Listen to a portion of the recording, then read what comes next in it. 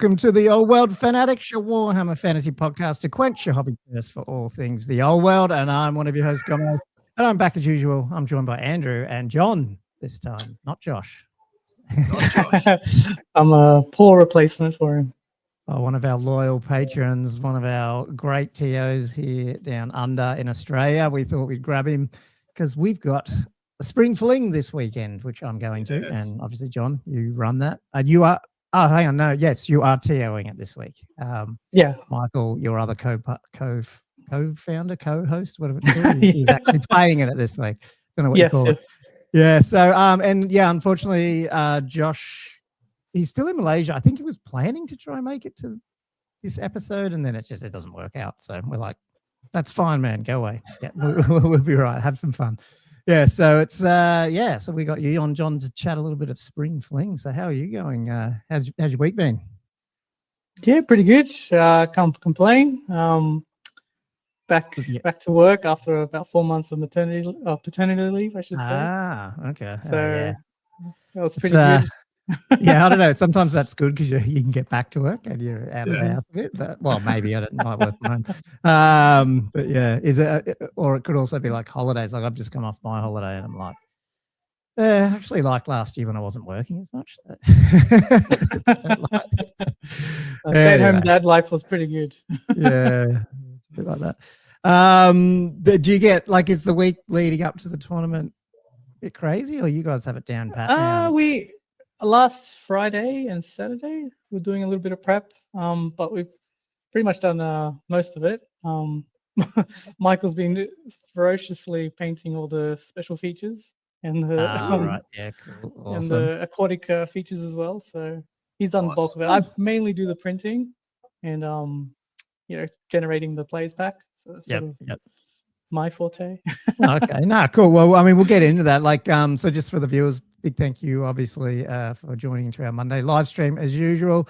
I just want to see if we've got people in the chat at the moment. The usual crowd, I guess. Silver Dave's here, Entropy's here, not Matt's here, Mr. Martinson, Matty, Crusader 1099. Do I know Adam Lamb? Oh, Adam Lamb's here. Is he coming? Yes, he's coming this weekend too, isn't it? Yep. And Mark Langley's in the house as usual. Cam's on there. You're playing Cam tomorrow, I think, Andrew. So yeah, we got a few people in the chat already, and it's just, I guess we're a few minutes late, but that's okay. Cool. Yeah, so we're going to chat Spring Fling. I got a little bit of background. I want to chat a little bit, John, about your background and just the whole Old Hammer series. And then we're not doing it. Sorry, guys, we're not doing a full list. There's 40 lists to go through if we did a list breakdown. So what we did is I just looked at all the factions and basically split it up, and we've just picked an interesting list or something from each faction type thing, just to see, what people are bringing. But before I bring all that up, we can have a chat about it, and maybe even just a quick. I've got a screenshot of the scenarios and all that, just so people get a bit of context about the tournament and stuff. And then, as usual, into the second half, Patron questions, hobby news, all that sort of stuff. So big shout out, big thanks, guys, to the patrons. Most of them heaps of them on the chat here. If you want to have a look at our Patreon, please jump over to patreon.com/oldworldfanatics and subscribe, and like the stream. If you're on the stream, please like it. It does help our reach and our YouTube algorithm stuff. So thank you there. Cool. All that aside, is there any questions, Andrew, on the chat that we need to jump into? Or it's all pretty good. We can jump into the actual topic. Nothing. Yeah. Any questions though? No, all good. Okay, cool. Well, Matt, John, what about, I want to talk a little bit before I bring up the whole Old Hammer thing. Your background of gaming, are you like everyone else? Picked up in the teenagers, dropped it and back again, or what? Did I just describe it? I wouldn't say teenager. Michael got me into it when we were in primary school. So yeah, his dad was into Warhammer, and not Warhammer specific. I think it was miniatures. He had little model knights, and then Michael brought to school a little tiny miniature, and got us interested. Started playing with a 2+ ward save. and just destroying the shit out of me constantly. So we're basically making up rules as little kids with tiny little units. I think my first model was a Space Marine bike, I think. Oh god. Okay. And yeah, so been playing a very long time. Okay, well, or is it just landed in the fantasy love, or like what? We started with 40k. I just Space Marines, as you generically, go as you do. And then my first fantasy army, I got into it during Ravening Hordes. I had Chaos, and I think Michael. That's the 6th head you're talking about. Is that? I think that's 6th set, or just pre 6th set. I don't know what it was. It's like the reset where they. Yeah, all the armies was in the one book. And it was all in a big, like a little pamphlet thing. Yeah. That's so there was a Ravening Hordes in 3rd edition, but I'm assuming it wasn't that. No, probably not. Yeah. So that was good. I had a pretty good sized Chaos army, and sold that, and got into I think Lizardmen after that. And this is in the time of 6th to 7th, I believe. And I played Lizardmen, and it was just not fun for Michael, for Charbel, for no one in our friend group, because Lizardmen were just absolutely. Is that the Slan, like just the Slan, the Temple Guard, the Temple Guard, magic, oppression? Yeah. I think I've never lost a game with that army. So, said, all right, I'm just not going to play Lizardmen and let's play Orcs and Goblins, something fun. Oh, so that was the fun period for I think everyone else. Me too. It was fun playing Orcs and Goblins. Yeah. And then moved on from there. I think I sort of dabbled in High Elves. It just didn't like it. And then when Dark Elves came out in 8th edition, the brand new refresh, that was like, that's my army. And I played it basically until the end times and until recently. Oh, cool. What did you do in the I don't know what we call it, but the dark times? The dark times. Yeah, I don't know what you call it. But yeah. Went back to 40k, like a lot of people licking their wounds. Like, guess I'll have to play this for now. I think I started a Sisters of Battle army, so I did okay with them. That's all right. But you're forgiven. Just a placeholder. Ah, yes, that's exactly right. Yeah. Got to get your plastic crack somehow. Mark just corrected me on. Yeah, he's probably right. Actually, sorry, I have them both, but I forgot. Ravening Hordes is 2nd ed, 3rd ed is Warhammer armies. So there you go. I didn't realize that. I do have them for some reason. So I don't actually have the 2nd edition game though, but I've got Ravening Hordes. I just bought it because it was on like eBay at some point because I got in at 3rd edition. So okay, not that. When I say got into it, I had the books. And I rolled a dice and I had like 10 figures. And so cool. Just looking back quickly at any of these chats that came in. I will just this won't make sense to anyone but American people, but the Steelers lived with themselves after the awful win yesterday. Yeah, I know, Jay. I'm quite angry and I don't know what to do without it because they're winning and they're still shit. So I'm really confused. But anyway, that's just my team. Cool. Mark says he has some magic beans if you're interested, Gomo. I don't know what that means, Mark, but it's MBDM. He wants to buy a cow for some magic beans. I don't know. Right. These patrons, I love them, but I don't. Yeah. I only understand half the stuff that comes through here. Okay, cool. Okay, so then Oldhammer, Western Sydney Wargaming. I'm going to just bring this up quickly. So people have, even if you're not in Australia and you don't know, you've probably heard us talk about it because Andrew's gone down. Well, Andrew's gone 3 times. Yeah, I think it's once with I've been 2. Twice with you? Twice with me, and you've gone once more. So I'm going to catch up this weekend because you're not coming. Yeah, cool. Okay, we even. We'll be even. Yeah. So it's basically, I guess. Well, John, do you want to give us a bit of background, sort of on, because the Oldhammer is only about a year old now, but like, what's the deal with you guys run it from? It's Western Sydney Wargamers, is that right? That's the actual gaming group. Yeah. So I guess previously, before we were the Western Sydney Wargamers, we sort of lived in Marylands and sort of hovered around Parramatta, around the Parramatta Battle Bunker. That's where we sort of got our roots started. And we called ourselves Minimum Core because we were edgy and cool. So, and so after that, we were taking ourselves a little bit seriously, sort of dabbled a little tiny bit in the tournament sort of realm, I think we were pretty closely aligned to the Western Warriors. Shout out to them. Okay. And did a few events with them. So that was sort of that early period. When the end times came, we sort of died off, and we started not taking ourselves too seriously anymore. And we started a little group called Land Pals, and just to take the piss out of ourselves, because we played a lot of computer games, and we thought, thought it would be pretty funny. And then when Oldhammer was announced that was coming back, we thought, all right, we have the capacity to run our own events because no one seems to be doing it in Western Sydney. So we sort of took it upon ourselves. We should start something. And this is all like, even prior to it being released, sort of, we were just talking about it.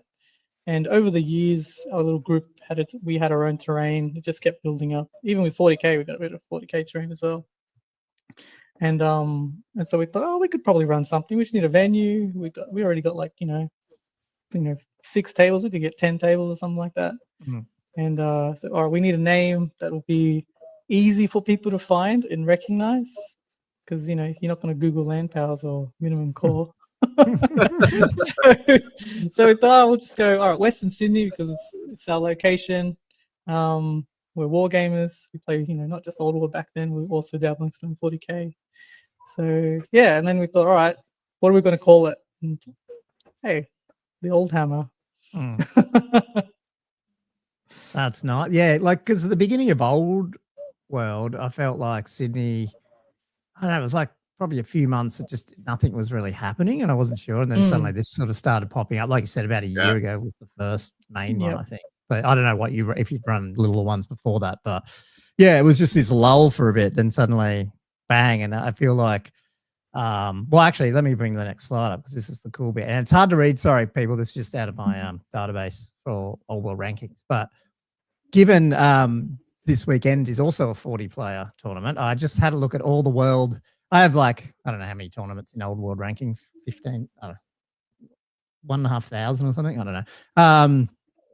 I just looked at the one-dayers, the three-game one-dayers, and you guys are appearing well within the top 20. And I think the last one, Winter Warfare, was number 9th there in terms of the biggest one-dayer, and you're about to get a second one here right next to it, which is 40. I've probably got no doubt that if you had 5 more tables, you probably could fill them up as well. Probably, I know you had one spot the other day left, but I'm assuming you'll easily get to the 40.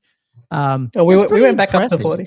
Oh, you did? Yeah. It's pretty impressive that in the top 15 or so. It feels like if you just had it at 40 this whole time, you would have still had 40 players here. And if you compare what you're up against there, I mean, outside of the US and the UK there, I mean, there's one there for Spain. I mean, it's consistently up there. I mean, it's a pretty big tournament. Even ones like Capital City Bloodbath in Canada the other day only had 26, and that's a well-known. And I know that everyone's finding their feet again, but and pretty impressive. Yeah, no, we were surprised as well. The first one was only 16 people. We thought with our own little group, we were thinking, all right, we could fill 8 people with just us. So we just need 8 more people. It'll be basically a reason to find other opponents than just ourselves. Yeah. I mean? So we thought, all right, we found the 16 people. All right, cool. We held the first one. We actually found more, and so some of us dropped out just to make room for the extra people.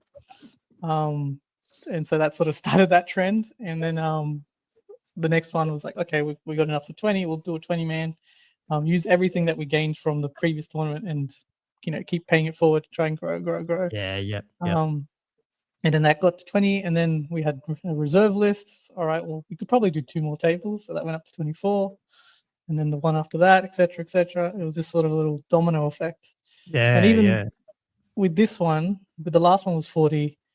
We would have liked to have grown a bit bigger, but we thought that the venue's almost at capacity, and we don't want to be too squashed. Oh, and it's part of the best part about your there's so many good things, but the venue, I mean, I can't speak highly enough of it. You know what I mean? It's just, I think that's half of I shouldn't say half because it's all your terrain and all your organisation that helps massively in the people. But having a nice venue that is clean but it's also you're not like sometimes you're like you're downstairs or you're upstairs or you're out the back or like it's all this sort of stuff. Whereas here you're like it's private because you've got your own room, but you just walk out and the tables are there, the food's there, the drinks there, coffee, the toilets are there. tea, Yeah, like it. Yeah, and it's funny. I love getting the little random wander in. Like the people coming in, like they've gone out to the RSL club with Nan to celebrate her 60th or whatever, and then they're like, they get lost. What's happening in there? Yeah, they wander. They take little Teddy in or whatever, Billy, and they're like, what is happening in here? One of the jobs we give, like one of us, like if there's people that wander in, almost like we're working at a Games Workshop store, you got to go to that person, give them the explanation, the spiel. This is what's happening. How are you going? Try and the other reason for this in general is to obviously grow the hobby, like grow Old World. We loved fantasy, and fantasy was so, I guess, special to us. So when we got this opportunity, we're not going to waste it. And we have the capacity now. So that's awesome. So I mean, a big pat on the back, man. It's been really good. It sells out so quick now too. Like it fills up so quick. Because I didn't even realize it opened up this one or something. Like I missed it. I mean, I'm not always on. I'm not a big WhatsApp person, so like it's there, but I don't like check it all the time. Yeah. And then like, when you first opened it up, I was like, oh crap. And then I like a race. It's all. It almost feels bad to like we kind of think, all right, we're going to give obviously the previous attendees the first go at the tickets, but then if it sells out so quickly, then it's like, are we just creating a little boys club? Yeah, like, You know what I mean? Because then no one else can sort of penetrate it, and kind of don't really want to do that. So I don't know how we're going to solve that. I guess we just have to keep increasing the numbers. I guess the other question. Well, I mean, I guess the other thing is, could you ever run more? I guess, but there's also, like I know Rob from Honest Wargaming, it's his own venue, but he runs. Like, geez, he must run a tournament every weekend or every 2 weeks or whatever.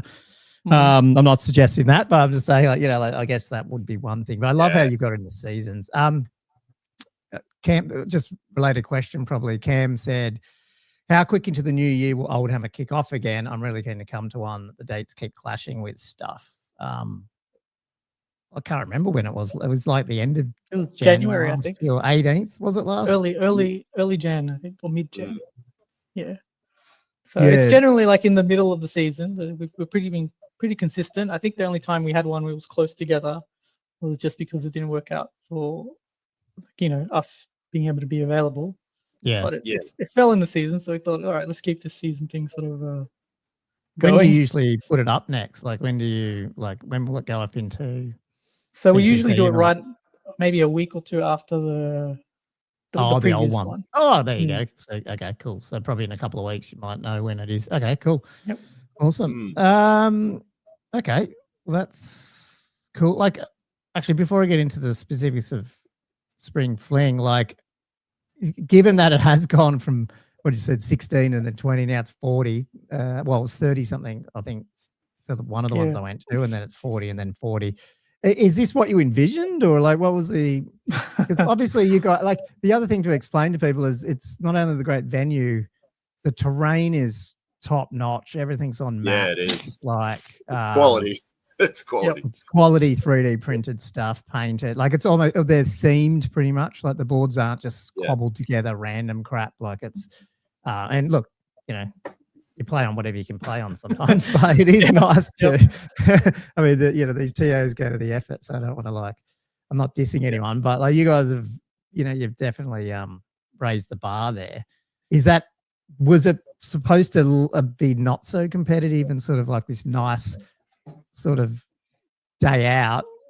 And has it grown more than you thought, or is it? Because it feels like it's drawn more people in now, and now you got a lot more competitive focus than probably what it was last year. Almost like some of the people coming too. Yeah, quite competitive. And that's not a bad. Started out very soft, I guess. Yeah, and then it just slowly the arms race begins. And it's like who can push the line further and further across. Like I guess. we come from a competitive background. Like between our group, we're pretty competitive against each other. So we don't think low of it. However, we do understand that there are some pretty filthy lists out there.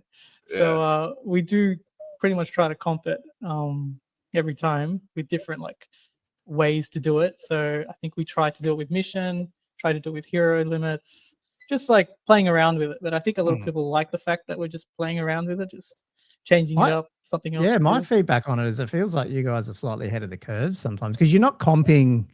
You haven't comped as in you can't bring, what I mean? Like you haven't brought in a comp system like, I don't know, like the old, I can't remember what it's called now, the old Swiss stuff and all that. You're not trying to take away people's toys, but you've done things like pretty early on. You had the whole kill 25% or whatever it was, or 50%, get 50% points. That was pretty early on, wasn't it? You guys were putting that in before a lot of people, it felt like. And plus when Renegades came out, you pretty much took that on pretty quick as well, I think. So like you're keen to, it feels like you're keen to open up the tent, but have it in a way that, people aren't just breaking the system, and then you're using scenarios and stuff to try and sort of balance that, overbearingness of back then it was the dragons. So, you tried to do that a lot with the different scenarios. So it feels like you've kept that up, but with Spring Fling, you're able to leverage, and correct me if I'm wrong, it feels like you're trying to leverage the 1.5 stuff now is helping you a little bit more. So you haven't had to put so much of your own comp in and even your own scenarios almost. Yeah, kind of. This is, I guess, the tournament is a reset because we don't really know what's going to be the big bad in the 1.5, or at least we didn't know 2-3 months ago. Sort of started to appear its head now. But so I'm a little bit more adventurous with the scenarios, but Michael held me back quite a bit with this comp system. Okay. Right. So he was when you say that, is that like complex scenarios or like? No. My motto is KISS. Keep it stupid simple. That's my one. The only complex one I ever generate is the first mission because you have time to think about it. People will think about it for 2 weeks, mull over it, practice it, blah, blah, blah, blah, blah. But the second mission, which is after lunch, and the last mission need to get progressively easier.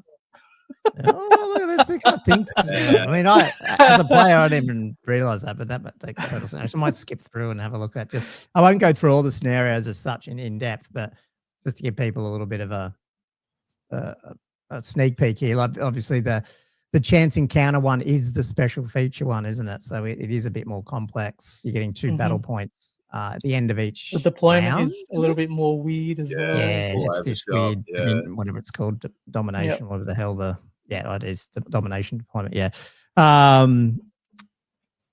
But you're mixing this with, I guess these aren't square. Are these square base layouts?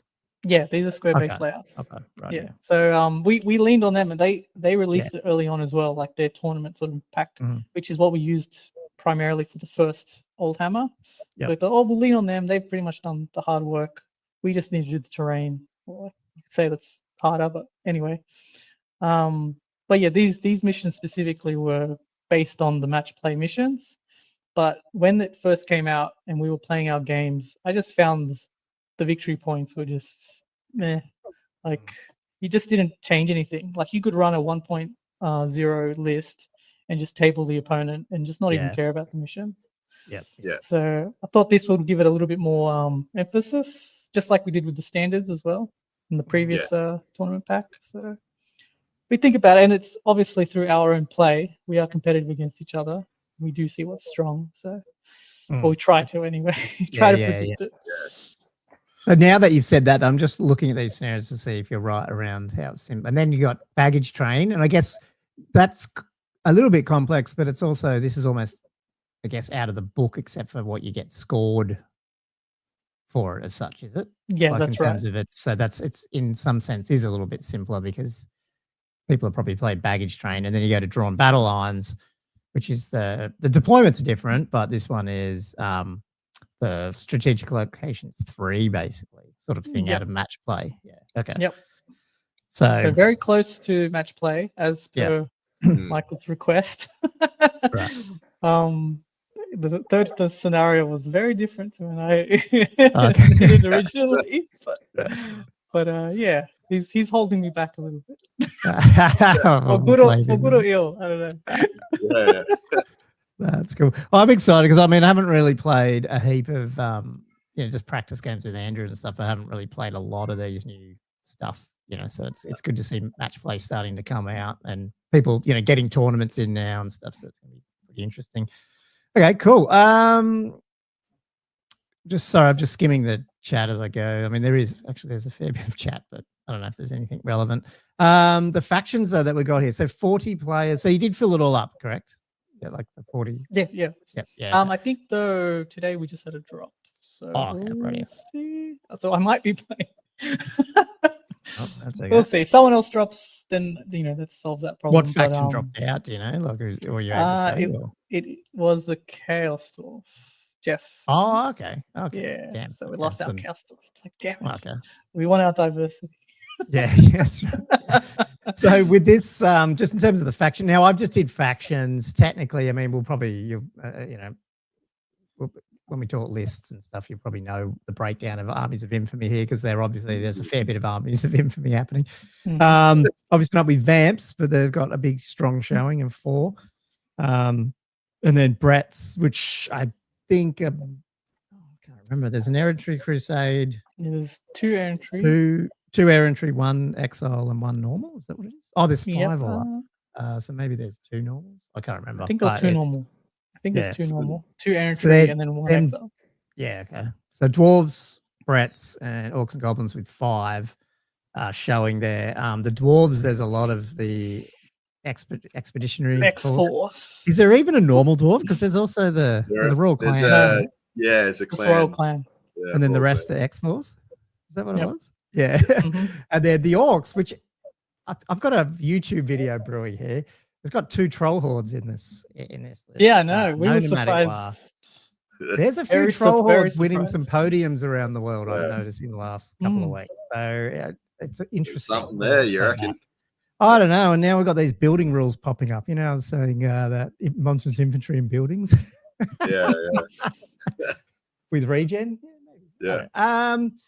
But no, I don't know. I don't know what it is. It's just, on one hand, you look at it on paper and you think that it's not a good, not a good faction in this version and stuff. And yet I love it. Maybe it's just people are like, fuck it, I want to take what I want to take. So that's cool. Yeah. I think they've got some teeth. I think they're gonna. Yeah. If you're not prepared for it, it's just. I agree. Yeah, and one of the lists I want to talk about. It's fun. Well, I don't even know. We'll see how it goes, but it looks very interesting to play, and simple in a way. But we'll get to that. What else we got here? Warriors of Chaos at 3. I'm just trying to go back down. Wood Elves at 3. I think one of them's Orion's Hunt. I think Paddy's taking that. The rest are probably normal. There's one of each. No. Sorry, there's one of each. There's Talson, or whatever it's called, normal. Mark's doing the normal one, and then Paddy's playing Orion's Hunt or whatever it's called. And then do we have? So that's 3. 2 is Ogres, Beastmen. That's one of mine. High Elves, I think, are all Creation. Yeah. Warhost, I think so. If I'm correct. And then Dark Elves 2, maybe 3 if John's playing. We'll see. And then we've got 1 Grand Cathay, 1 Lizardmen as usual. That's Pete. And we did have Chaos Dwarves, but sounds like we might have lost that one. Cool. No, so that's a pretty good. Yeah, it's probably expected. There's no Skaven. Yeah, sad no Skaven. There's no demons. There was the big chat that we were going to bring demons, but it looks like none of us did. So instead, it's like it happened last, didn't you guys? There was a few last tournament, wasn't there? Yeah, there was. Alex played at demons. Alex played, I think he was the only one. Yeah, he did well. He undefeated. Yeah, it's not enough battle points. Another comeback, I reckon. I'm mark my words. And there's naughty there's a couple I saw in the WTC lists. So there's a really good Skaven list in WTC. Yeah, so people should check that out. So that's the thing. This era of infantry and all that is I don't even know. I wouldn't say the game was solved before, but it feels like it's not. I don't know. It still feels like some things are solved in a way, like people are going a certain way. But I think to me, it feels like there's multiple ways to go at least. Do you know what I mean? Yeah. I think the internet. I think it's just the internet being like, if you're not 100% sure of something, you don't say it. So it's, I don't know. I think most factions do have teeth. It's just people are not willing to go that extra mile. Like if you put someone that's really good with Bretonnians right now, like I don't know, like a good player, and put them in the same with Skaven, I think they would do just as well. It's just that they'll have an easier time with Bretonnians. That's all. Yeah, that's true. That makes sense. Cool. Okay. Well, let's chat. So we split up the factions.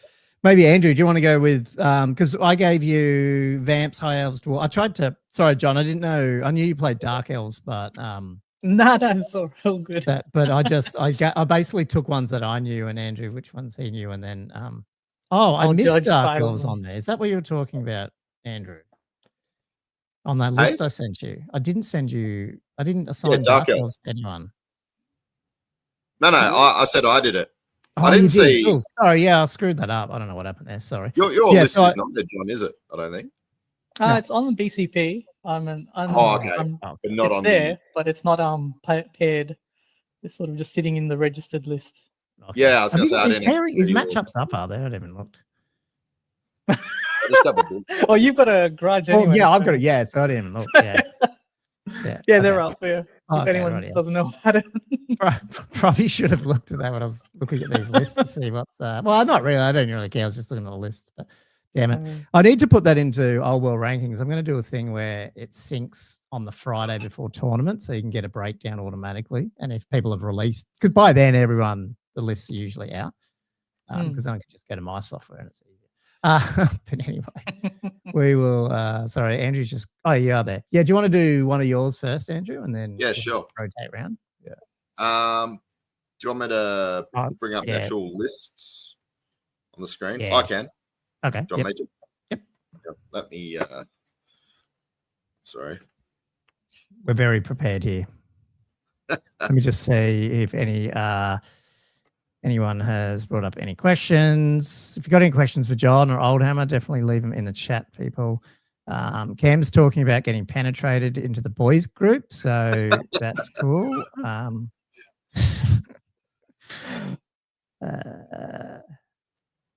Okay, cool. You got them up there. Awesome. Oh, hang on. Which one have I got here? I got the wrong one up. What's that one? That looks right. Oh, is it? Yeah, that's what I did that one up. Yeah, it's per page. I did that. I think it's it. So you probably, if you've got it out of the share drive, that's probably it. Yeah, I got the wrong one. Or is that an old one? Oh, that's an old one. No, that's an old one. Alex isn't playing High Elves. Hang on. That's last ones probably. Sorry, guys. We'll get there. Mark said, does John play Mordheim? No, not with all that awesome scenery you guys build. No, well, Mordheim's these more 3D scenery. Never really gotten into the more smaller scale skirmish games. If we want to do that, we play Dungeons and Dragons, I guess. Yeah, all right. So, I've got two for this. Everyone, I've got like a special mention. That's good. I didn't. For somebody else. So, the actor I'm just doing his for one reason. And Alex, your opponent is going to be a special mention. But basically, nearly every Vamp list is running the same sort of core that they're running at the moment with like necromancers and graveguard, like big blocks, zombies. So they're all quite similar in their generic sort of construction. The only reason I went with Akdar's is because he's got 3 Khan Wraiths, which I found extremely interesting because you never see them. I know. So what do they explain them to me again? Because I think you used one on me ages ago, but maybe. Yeah, it's just like a crappy ethereal character with like no armor save sort of attack, but it's not good. It's a little bit cheap and it's ethereal, but that's about it. I think the tech the tech behind that is because he's got 3 of them and he declares a charge with all 3, you got to take 3 terrors. And 3 you're going to terrors? tear one of them. Yeah, they call it terror. Oh yeah, Wow. but not the same unit, like just 3 separate units. Well, no, there's nothing to stop them from having to take a terror every time he declares. So it's a charge only with panic one. and stuff, is it? That you only take the one panic test per phase, I but never knew terror's that. not that. I've So you heard could that.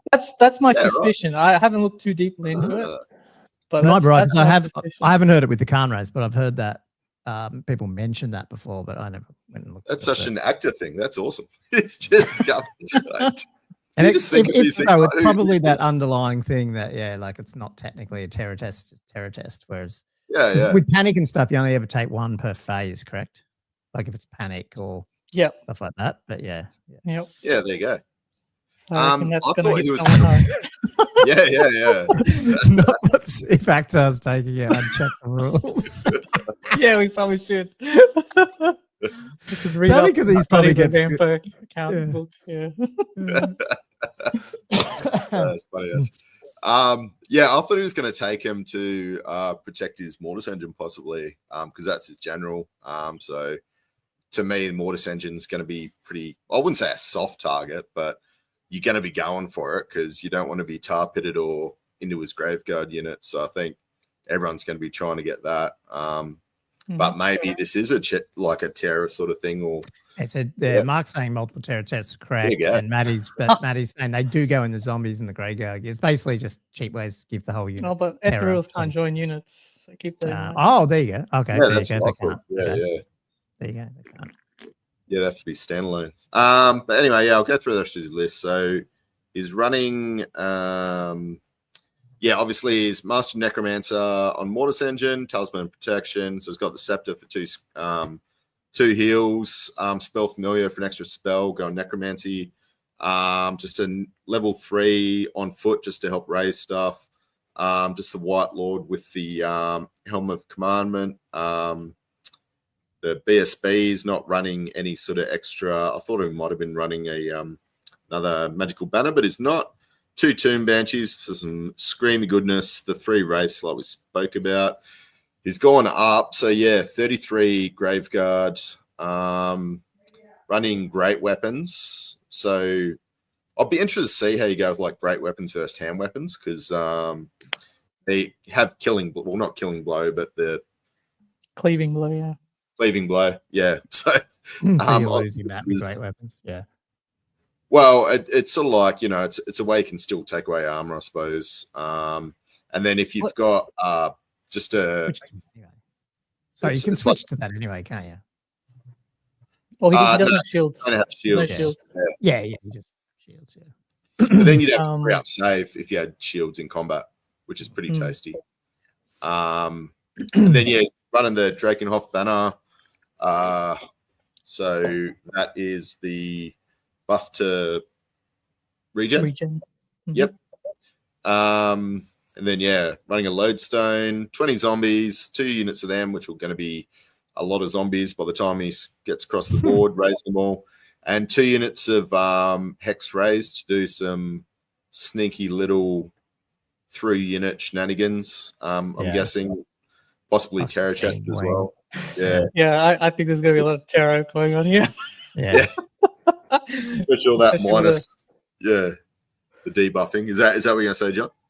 Yeah, it's a completely terror bomb list. Like it's got 2-3 screams in it, but I think that's just a bonus. This is fail 1 terror test, and then the hex wraith will just run you down. Yeah. And he was using them in the Masters as well. So Actor is on a different level, so it is what it is. Although when we got all the lists, I saw that a lot of people had magic because maybe everyone was expecting ethereal because I guess Masters popularized it, I guess, or Actor himself.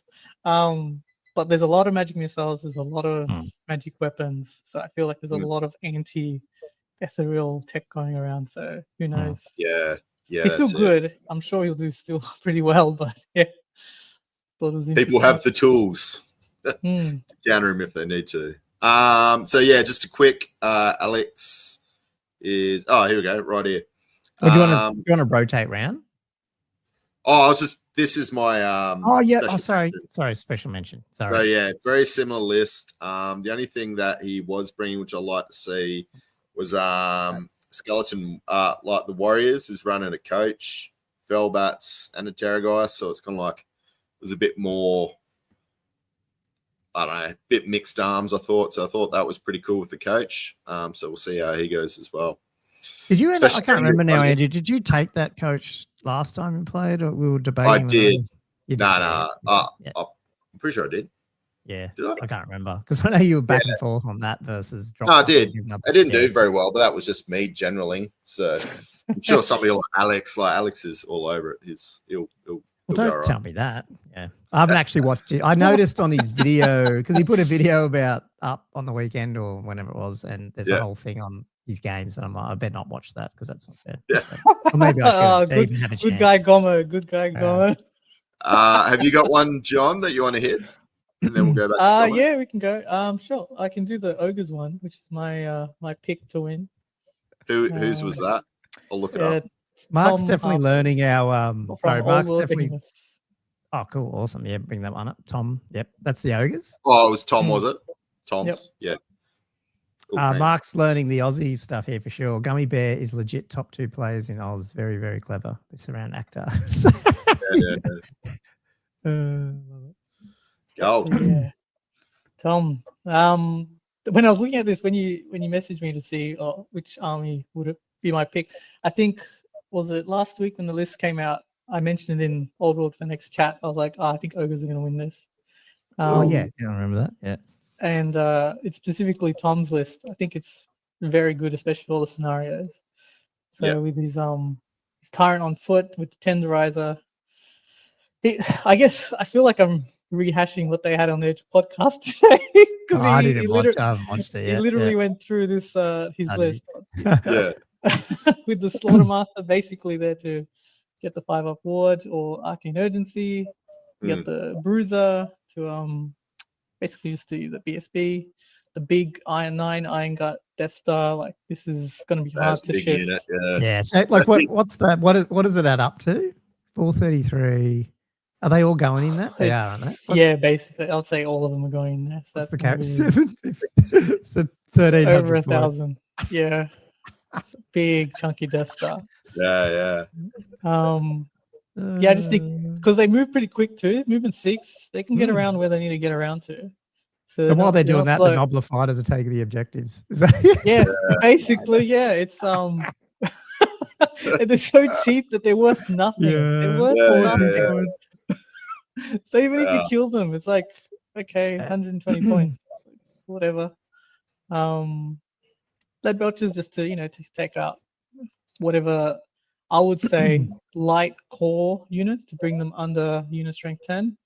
Yeah. That's the only thing you'd use them for. So when Tom takes this, can I do a video on that Renegades is broken for Ogres? Oh, hang on. You're not playing. Are we playing 1-5 Renegades? Or not? I can't remember. Yeah, 1-5. Oh, yeah. So, you only get one attack from the back rank. So it's just that's fair. Yeah. It's all right. So they're 1 strength 6 great weapon attack. So helps them. And I thought when he put the Stonehorn Rider instead of the Mournfang, I thought this is a little bit higher level thought process because the first charge combo with the Iron Gut Star, you break anything. Anything that those two go into, you're just gonna smash it. Even if they go into a graveyard unit. So the Stonehorn Riders, are they the alternate kit, or is that an actual Stonehorn, the big dude? No, it's just this unridden monster. You usually see a character riding it. Yeah. So it has first charge on there. It has impact hits. Is he got Swift Stride? Yeah, he's got Swift Stride. Oh wow. Okay. Yeah. Cool. So it's a nice. It's a heavy chariot. With Swift Stride because it has impact hits and whatnot. But it's behemoth. Yeah. So, wow. Cool. Is it D6 stomps or D3 plus 1? Let's see. Not sure. A lot of the time, like the impact hit monsters, they got like behemoths, they got sort of it's usually one or the other. Yeah. Usually. I can quickly have a look. I don't have to look it up. That's fine. That's good. Impact. Oh, well, we'll see. So yeah, he's my pick, and obviously they also have a cannon. So Yeah. cannon's always good. An Iron Blaster, that's also technically it's a chariot, not a war machine, isn't it? Yep. So I can't even turn it off. So great, cool.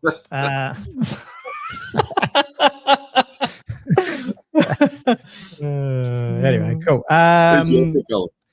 I think it's. I'm just trying to remember. It's one of the Troll Horde lists. Where is it? I've got it on my other screen. Just want to remember what the name was. Was it Chris Thomas? Chris, hey. Chris. Oh, now I've just lost this screen. And this is just because, as I said, I thought I've seen a few Troll Hordes popping up around the place, and then we got two here. This one's got, again, I don't know like how good these go, you know, long term and stuff or whatever, but 3 troll hags, which I thought was hilarious. It should be pretty awesome.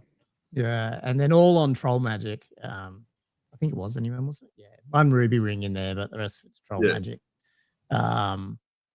There's, I think, well, it's probably an okay one. There's an okay template in that. Well, I don't know if it's that okay. It's a D3 plus 3 strength 4, but AP minus 3. I think this template. I think it's. Is that a signature or something? Yeah, no, it's just one of the templates. So there's that.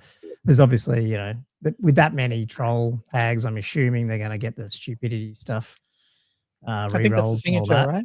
Yeah, because that's the signature. So, because I think that the thing that went bad with this was because if you only have one troll hag and then they failed stupidity, they can't cast spells and stuff now. So that, but now you got maybe it's just a redundancy. Troll hags, yeah, and they're actually quite. I mean, given the infantry around now, that they've become even better because I think they've got the better giant table and stuff, and even against other stuff that's not infantry. So it'd be very. I mean, I just haven't seen 3 in a list yet, so it'd be very interesting to see how they go. And then you go down, and then there's just. I think this one's the one that's just all trolls, isn't it? Yeah, but I think there's another one. A lot of the times you'll see this sort of thing, not with 3 troll hags, and you'll see at least some ball boys, you know, for a little bit more punch and stuff. Whereas this is just trolls. I think if you're not prepared for this list, it's going to steamroll you. Yeah, it's just like as long as they're not stupid. Like they're just there's so many of them. Yeah. And what are they? River trolls. So they're 4 wounds. There's river troll, river troll. Is there stone trolls in here? Yeah, and 2 stone trolls. They're MR'd and stuff as well. So yeah, I don't know. I think that was pretty and big enough that you can't just kill one. Like once you kill 1 or 2, they've still 2. Then you get them below unit strength 10. I can't remember all the objectives. Are they all unit strength 10? Your objectives, except for the baggage train. Yeah, so baggage train you only need unit strength 5. Yeah. Everything else unit strength 10. Yeah. So I mean, I guess you could argue you could try and just smash off 1 troll, 1 troll, 2 troll, 2 troll, 2 troll, and suddenly they can't at least get their secondaries. But yeah, I don't know. Yeah. Sometimes easier said than done. Yeah. Yeah, exactly. Yeah. I just think I don't even care if it goes undefeated or doesn't win a game. I just think it looks cool. Like that many trolls, and it's just all trolls, and it's three mamas leading her little babies around. It'd be really funny. Like, I don't think he would play it like this, but it'd be really funny if he just ran them as all marching columns and just started around the whole board, being alive the entire game. So like 18 inch straight, 18 inch that way, 18 inch that way, 18 inch that way. It's like, oh, you can't catch me. See ya. And that's Chris Thomas, right? Yeah, and he's playing Adam Cesperas Brett's up, the Bretonnian. Damn it, log me up. First up as well, so that would be interesting. Yeah, because you could put them in one big long line, and they're all in base to base, aren't they? With Lance, you know how Lance everything's in base to base. Oh yeah. You can have it tough. 5 wide, and great weapon trolls. Oh, that's gonna hurt. The problem is that probably a lot of them will get killed on the charge, but you never know. Maybe. I know. 5 up rerollable regen. Exactly. Yeah. It's how good you can roll your 5 up. So you know. All right. I'll tell you, if that lifts goes good, I'm switching. I'm finishing up my troll horde. The troll horde. So you gotta win it for Gomo. That's it. I'm trying to distract myself from starting my Cathay. That's it's just fucking annoying. Anyway, sorry, go. It's all good. So I'll hit the next one. So I'll hit high elves. So there's the two. I'm sorry, Matt. I put you as the honorable mention because he's got 2 star dragons, and I thought high elves over dark elves. What is this? It was such a power move, I thought, because you're going to be like bringing your army over and it's just unpacking, and it'd be like, oh, sorry, just get the star dragon out. Like, oh, hang on. Oh, wait, I got a second one around here somewhere. Get my other star dragon out here. And then I'm just like, it's just one of those lists where you're like, man, fucking, yeah, 2 star dragons. You're like, damn it. So, yeah, that was pretty cool. But I went with Steve's just because, similar to Gomo. It's the Moon Dragon list, right? Yeah, it's a quintessential, and this is going to sound really boring, high elf list. I thought it was great because I'm like, this is like an old school high elf list. So he's got a Creation chieftain running on a chariot with the armor of Calidor. He's actually going to be pretty good in combat, I reckon, this guy. He's got an archmage running on a moon dragon with all the fruits, running illusion. He's got a noble BSB. It's pretty cool, I thought, as well. He's got 20. Yeah, on foot. With 20 white lions. He's got 21 spearmen, 15 archers, 5 war lions, another chariot, a bolt thrower, and a great eagle. I'm just like, man, this is. I could just like imagine it on like a white dwarf. Yeah, it looks like a Warhammer. Yeah, exactly. It does, doesn't it? Yeah. So I was like, yeah, that's good. That's what I went with. I like. There's a couple of Empire armies like that too. That you just look at it, you read them, and you go, man, that's going to look like a Warhammer army. Like just that people are taking, which I guess, it's not just old Hammer, it's the 1.5 rules and all that allowing people to play around with this stuff. Which is, it's not going to be too shabby on the table. Like it's not a bad list. It's great. It's like it's a Warhammer army that's actually functional on the battlefield. So those 5 war lines are pretty good, 90 points. Oh, they're so cheap. Yeah, they're so good. All right, John, what was your choice?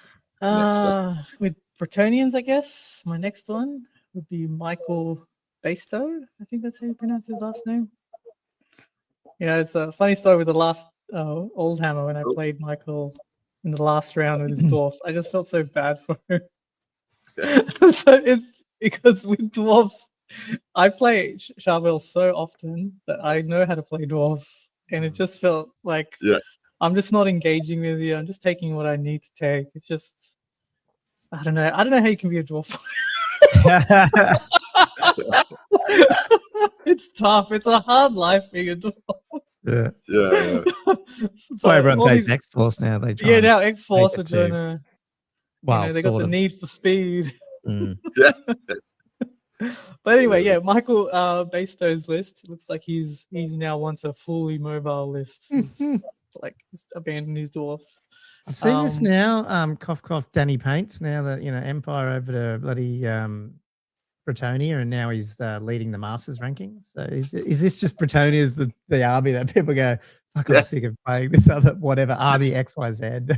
Switch back to Bretonia. Oh, I'm playing well. Maybe, I don't know. Maybe we have a taste of victory with this one because I think it will do well. It's pretty much a standard Bretonnian list, but with the really emphasizing the infantry buff in 1.5. So his core is what's more interesting than his characters because the characters are pretty standard. 7 points of it, love it. It's the 2, good characters on the pegs, doing their thing. But the 36 men at arms, it's gonna be rough. They're just such a good unit. for only like less than 200 points.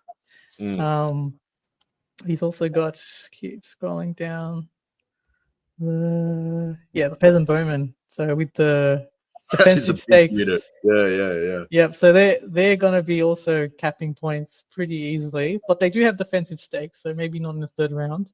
Defensive stakes are better than entrench in terms of you're also disrupted when you charge them. Oh god. Ooh. So you don't get a rank bonus. So Yeah. Double whammy. So disrupted and disordered. So yeah, Nice. pretty nice. And then just a little pretty, like I said, standard, clean, but really taking advantage of the infantry buff. Yeah. But also looking more Bretonnian like. I mean, as I said, three, like Josh would love this list with the 3 peg knights. Just auxiliary and then That's it.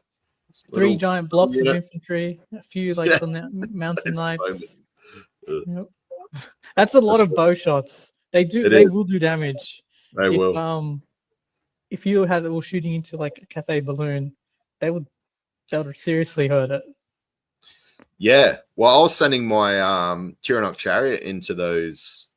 I think Josh had like a unit of 12 or 14, and he was beating me. Like, yeah, it was nuts. Yeah, it's actually really, really good. Yeah, longbows are great, especially on mass. It's that cheap. Yeah. John, Matt asked, can you spend the next 30 minutes describing how to beat Charbs, as he's playing round 1?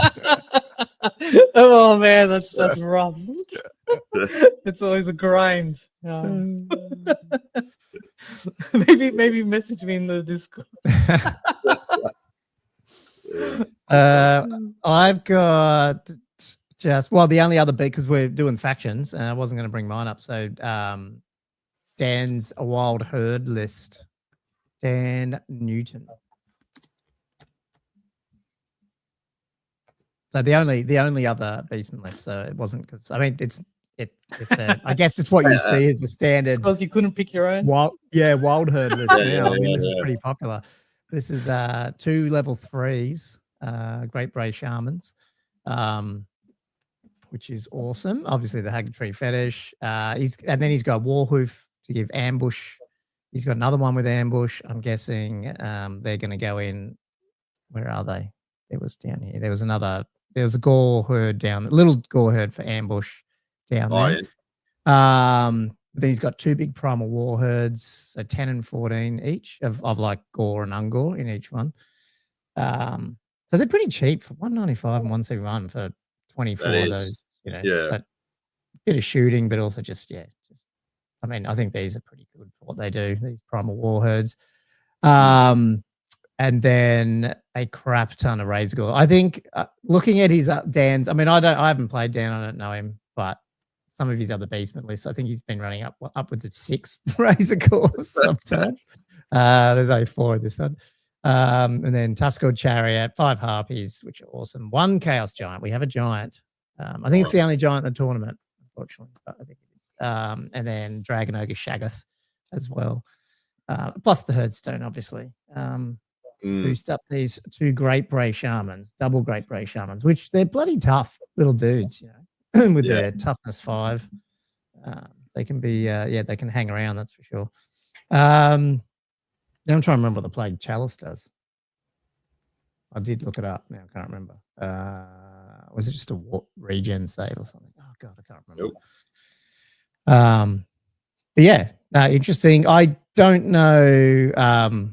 The primal war herds aren't ambush by default, are they? Oh, they are. He's got ambush on them. Okay, there it is. So it is there. So they can go in there and they're both plomping up behind you. Which is awesome. Now, I don't think he's got, what was that? He's going to win second round. He's going to get those baggage trains. Yeah, gotcha. But this is the thing. I was talking to Andrew before going live that, if I hadn't rushed my list, I was wanting to do one that was a very much an ambush list, just for fun. I don't know how it'll stand up, but this one, that's not the, just looking for his magic item. I don't think that's the one. He doesn't have the magic item to do the plus and minus 1 on the ambush, though. The ambush roll. I think he's just got the Warhoof can do the reroll, I think. If he's the general, that is. which I'm assuming he is. But it's funny, the Beastmen, I'm going to suffer this too.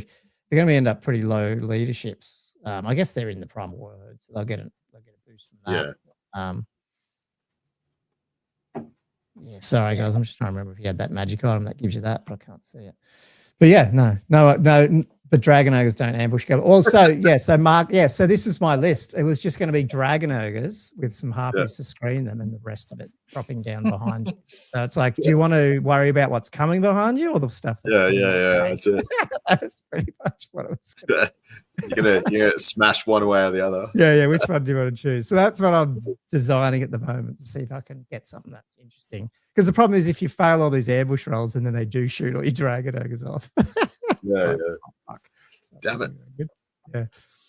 Anyway, we'll work that out, Mark. We'll get a list like that. I think it'd be funny. Yeah. What have you got, Andrew? Back to me. I will hit. Who do I want to go to? I'll hit up Damien. So dwarves was a tough one because there's so many dwarves, and I definitely. Silver Dave just said, definitely more worried about someone coming behind me. You know. Was it not? Is it Damien? I think it's Damien. What? What? We've lost. We're talking about something else. What are you yeah. No, it was the dwarf list I was thinking of. I thought it was Damien's. Is it the King Royal Clan? Yeah, Royal Clan. Yeah, I think it's Damien. Yeah, it's Damien. Oh, you're trying to find it. There it is. Yeah. Was I just not spelling that right? Maybe I was just having a moment. I like this list too.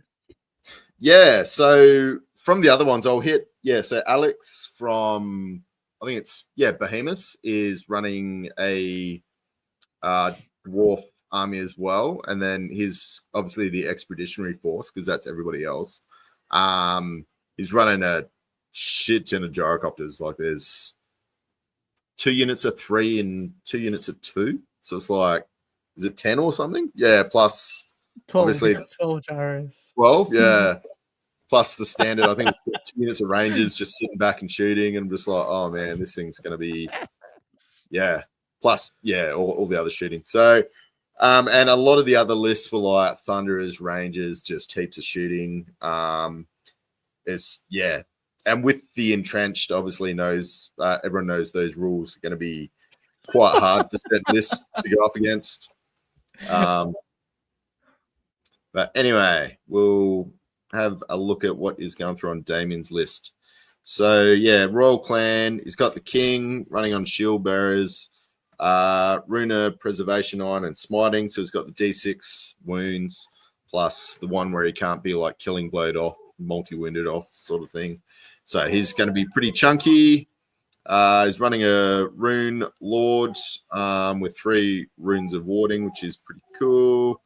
1 unit of 18 Royal Clan Warriors. He's got 20 Longbeards. He's running 2 Grudge Throwers, 17 Hammerers, a Bolt Thrower, and 18 Ironbreakers. So, like, this again was another quintessential Warhammer army. Yeah. Yeah. I don't know how it's going to go movement-wise, if he's got to get across the board. But there's no. I feel like he'll just slowly just crush you, just like a hydraulic press, just crushing you. I think templates are good now. Like, certain, armies you're going to go up against, and you're going to be throwing down templates.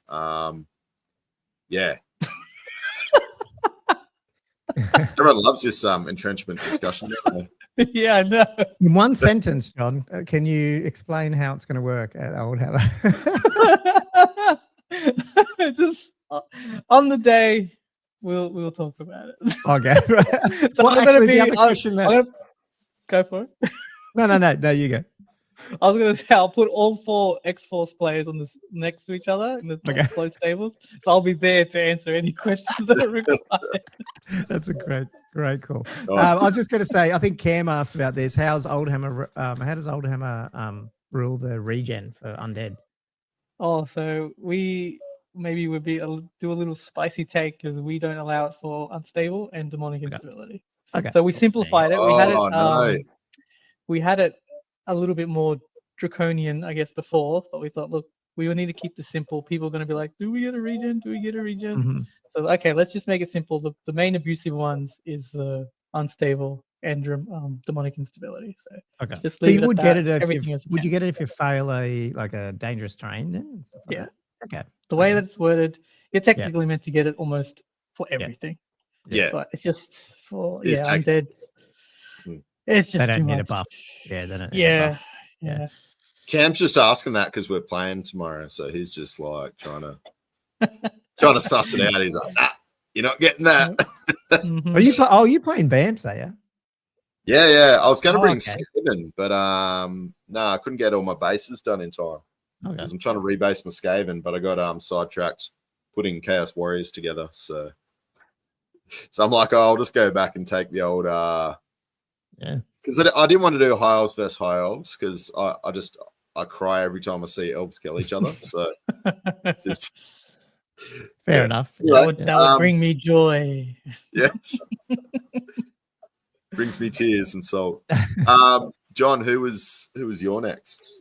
So Wood Elves. So Wood Elves was hard because there's 3 Wood Elves and there's one of each variant. Like it's so they're like totally all different. Cool. But I thought I gotta mention Paddy's army. It's it's a fun army. Like you can see that's just a full send Wood Elf army. Yeah. With the 2 big giant characters, it's almost like the High Elf Double Dragon list, except this is Orion and the Forest Dragon. Obviously not as mobile.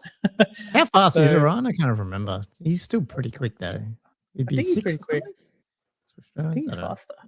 Oh, is he? Anyway, I think he does like. Anyway, so yeah, sort of similar in that respect. But I find it really funny that it matched up with Alex's Gyro spam specifically because traditionally Wood Elves obviously play avoidance, dance around, don't engage, right? And now it's like flipped on its head because now the dwarves typically play just try to go full send or fight as much in combat as possible. And now it's like it's completely opposite. So it's just going to be a really interesting battle.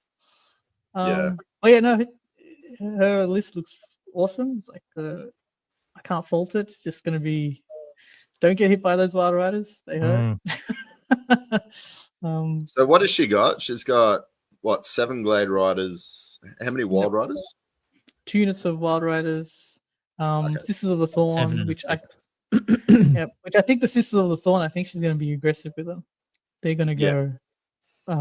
They're not dancing around. They're going in with the Wild Riders, and obviously the War Dancers slowly coming behind. But I think it is. Yeah, it looks very fun. Yeah, a very fun list.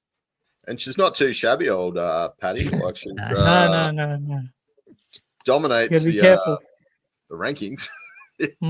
Technically, on the Australian, like on the global rankings for old world rankings, she's the highest ranking Australian. I mean, that's sort of because she plays so much as well, but it is, that's part of the point. So there you go. Yep. Right up there. Obviously, there's minor, whatever it's called. I don't know what you call it, but she was the highest ranking last season. Didn't win the Masters, but was the highest ranked. So be nice to avoid her this time. I've played her twice in a row. I love playing her, but I get my. She's a lovely opponent. I just don't like getting pants. There's always one little thing that happens in every our game. You gotta keep looking over the table and seeing is she winning or losing. It's like, all right, I gotta do the opposite. No, it wouldn't bother me. I wouldn't look forward to playing that one, but anyway. Cool. I bring up Ewan Cameron. How do you say his name? Ewan EWAN. Oh. I'm bad with names. I think Empire. It's EWEN. EWEN. Yeah. There we go. Sorry, this is too slow. It's Ewan, is that how you say it? Yeah. Do you know Ewan? He's been at all the 2 He's been in all heaps of old hammers and 2+s. Yeah. Well, firstly, I just want to bring up his. How do I get rid of yours? I can't. Hang on. How do I get rid of that? Hang on. I want to bring up his Old World Rankings tournament history here with Empire. You can see back at the beginning of the year, he went 0-3 with Empire. Then he went 1-2 at 2+ in response 3 back in June. And then he went 2-1 at Old Hammer Winter Warfare and 2-1 the other week. Rising star Empire again. So I'm like, oh man, I'm rooting for this guy. Getting better and better. So get him. Talk about did you? It's gone. There's wrong one. Sorry, this one. No, that's your other one. Where's? I just brought your screen back up, Andrew, and it's white. Is it? Oh, hang on. Like the lists. There you go. How's that? Oh God. Ah, there it is. Now it's come back up. Yep. But it's scrolled down, so we need to scroll back up. I just thought this was an interesting Empire list. I mean, like a lot of the Empire lists, I wouldn't say they're similar because some have now definitely gone the whole shooty, Michael's null list. Yeah. There's a lot more shootiness in some of them. So that's sort of probably the strong Empire list at the moment. But for this one was interesting. He's obviously still got the big Imperial Griffin, which is cool. A little bit of a mini hammer, if you know what I mean. Then he's got a captain on foot, which is what the witch hunters wards that -2, isn't it? I think. The MR one. Yeah. The wizard lords flying around. He's got the Time of Midnight. He's basically gets the +1 to cast demonology spells and stuff. So he's going to be out flying around trying to shoot you, whilst the Lector of Sigma is giving you a -2 to cast, moving up, trying to stop everyone casting within 12. So I can't remember seeing I haven't seen the War Altar in person yet in this edition myself. Michael's played it a few times against me. So I haven't seen it. So so it's good to see someone take that, and then he's got the big block of 30 state troops with the Griffin standard. So again, that's a lot of rank bonus there, or combat rank.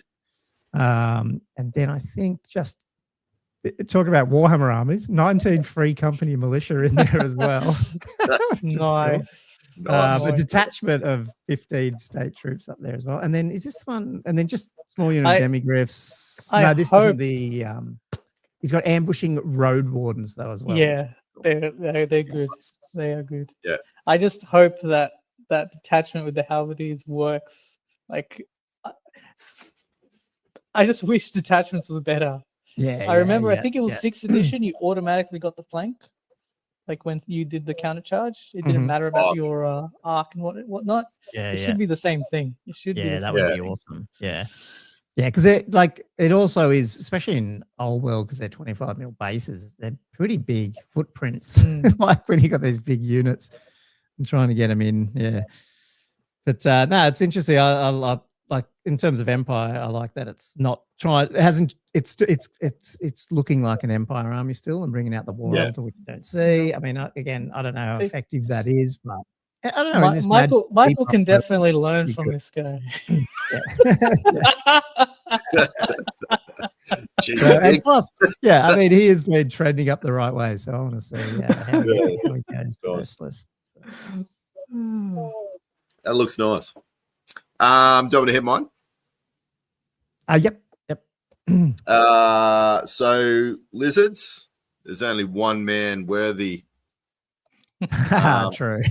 The Lizard player. He's a legend amongst the Western Sydney Wargamers because he's always bringing his Lizardmen, and he seems like he actually is very similar lists that he brings, and it's kind of like he's got it nutted out a bit because he's going for that sort of like skink sort of army, which is really, really good. And I don't know, maybe with like the skirmisher rules and poison been nerfed a bit, it's probably at a bit of a disadvantage, but obviously with the Renegades and whatnot, there are bonuses here and there, I suppose. They've had a glow up for sure. Yeah, so Yeah, And then he's got Pete's, magic missile spam, I'm assuming. I haven't looked at all his list yet, but has he got? yeah, Yeah, he kind of I'm runs. assuming he's got a lot of monsters with the Yeah, engine of the the gods. Stylodons. Yeah. So he's got the Saurus Scar veteran with Ruby Ring.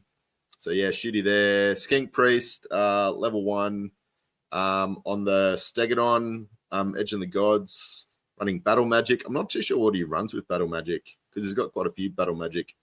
I think he hopes for Fireball, but if he doesn't get it, he just goes the Hammerhand and plays aggressive. Yeah, the Hammer. Yeah, right. Another Skink Priest, level 1, again on a Stegodon. Loves it. Another Skink Priest, level 2 on foot. Law Familiar running Battle Magic. So, yeah, he might be obviously going and getting the Fireball in that. Not sure what else he gets from his pick there. 15 Probably Saurus the 5 Warriors. up wood. Oh, yeah. He's got the Law Familiar. Yeah. 13 Skink Skirmishers, 13 Skink Skirmishers, 12 Skink Skirmishers, 12 Skink Skirmishers, and then 3 Bastillodons. So it's I've played this list. I think Gome's played this list. I'm sure John's no, I didn't play this one because he didn't have that. Back then it wasn't. It was more the Poison Cloud rather. Oh, okay. I mean, he had some of them, but he didn't have. But you played as P. Yeah. But this is like his castle one a bit more where it's 5 magic missiles coming at you or something. He goes all right, and is the funnest opponent. So Spurn, I'm not there and don't get to play him again, but yeah, hopefully one day. Well, there's a spot opened up, Andrew. Oh yes. I'd have to get the divorce papers ready, I think. Yeah. It's very planned. If we can't find a spot, then I'll be the buy buster. So Pete, brace yourself because you were playing the Chaos Dwarf. Oh, was he? Okay. Right, yeah. I'll be there in spirit. John, what did you have next? I can go the Cathay. Sure. There's only one Cathay you list, unless that was someone else's. One and only. So do you reckon our meta in Australia is just going to have to deal with the fact that we just won't have that many Cathay players yet because it's just too pricey? No, it's definitely the hobby lag. Like it's the hobby lag. I think we just don't have as many. Like the one person that could have gotten Cathay ready in time for this tournament would have been Alex Sell. He's just 3D print crazy. But no, I think it's just the hobby lag. I think they'll come out eventually. I think in the Behemoth, Tom just mentioned he's collecting Cathay now. And I'm collecting Cathay. Yeah, same. I mean, mine, I just I just finished Beastmen, and you're just like, it's you got to get over that initial rut of choosing colors and then just starting. And once you get going, you get the momentum. But until then, it's just like this. And they're bitches to put together too. But anyway. I've got 3 more things to paint. I've just got 2 units of Jade. Wow. Okay, you're getting through it. Lances and my Meow Ying, I think. Yeah, cool. Yeah. What was the? I'll be ready. So what was the limit for Western Sydney Wargamers? You say 3 lanterns or 2? 2. 2. So we based it on what the original slot is. So in the lantern case, it's 2, and it's just limited by the smallest restriction. So they mentioned, I think the Square Base mentioned that Tomb Kings have that restriction inbuilt for their War Sphinx as a character mount. That is still restricted to the special slot restriction. Oh, is it? I can't remember. It might be.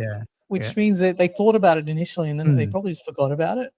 Because I mean, this is half the problem. Like most of the time, if you do something like that, it sort of solves a lot of these problems. Yeah. So, which I like that that's from the combined arms. Other than the fact that they were happy to split it up, but we just thought, look, the rule of 3 was the original rule blanket. But with the match play guide, I think core was 4, special was 3, characters was 3, and rare was 2. So okay, if you're originally from rare, you get 2 of them. Solves it doesn't matter where you take them, but the 2, yeah. And Mark Langley said WTC is capping at the 2, and I bought 2. I'm not buying more because I just know there's no. I don't know if I'll buy a second one. I don't know. By the time I get to it, it's so big too. It's like, where are you going to put these? Oh, they are. Yeah. Yeah. The whole army's big, and even Meow Ying's big. Like Yeah, I've she's got the chunky. dragon, like I've got the bone dragon and everything. So I'm used to the big dragon base, but Meow Ying's dragon is actually bigger than I thought. Like it's actually quite big. It's But as on big the as a sentinel. picture, Like, yeah. Oh, I haven't built that yet because I'm dreading it. they're good. Was it a They're bitch to fun. build? No, Okay. Sentinel's fine. I think everyone's just complaining. There was a missing instruction, but Yeah. you sort of figure it out. Yeah, right. But I don't know. I'm obviously a seasoned assembler. Yeah. I've been asked to live shitty stream it, instructions. so maybe I'll try over a few live streams and beer Yeah. and swearing. Meow Ying was a bitch. Oh, and it's she not was, even the, and that's not even the dragon. It's the the stupid cape thing, whatever the yeah, fuck it the was. cape Yeah. with the chest. Like that made no sense. Nah, and Anyway. it wasn't until halfway through, right near the end, I was like, "That's not even in the right spot," and it's all melted and half her arms melted now. What the fuck am I gonna do? Yeah, it's so dumb. It's like, this is ridiculous. Yeah. Anyway, sorry. Oh, good. Oh, good. so Paul's army. What's he got? Yeah, so he's going to be pretty good. His Lord Magistrate. It's going to be that's the scary lantern that you want to watch out for. So it's going to have 6 firebomb attacks. What's the jade armor of Bake or whatever it done? I haven't seen. That's the armor of bullshit, as Matt calls it. That's all of it. Oh, that's the new one. Everything. That's everything you can imagine. Everything. It gives Emma. you. So You get Emma. You get Ward. you get Emma. Ward save. 4 plus full Love plate. it. Like just 40 Old points. Oprah. The Oprah army. Yeah, you just get all everything. for the low price of 40. Yes. Yep. Ring of Jet is the Unquiet Spirits bounce spell too, everywhere. which is Yeah, very nice. Magic missile now. And it's even better on the lantern because it's got 360 line of sight. Yeah. So just move. Mm. It will limit you to not march though, so it doesn't. It doesn't sync up too well with the Jade Fire bombs because you can move and shoot with those and march and shoot. Yeah. But with the Ring of Jet, you won't be able to shoot that if you do march. That's true. Something to be aware of, whoever plays against it. The Shigengan Lord, this is the Beat Stick Shigengan Lord. He's very good. The Monkey King, Strength 10, AP 4, D3 wounds.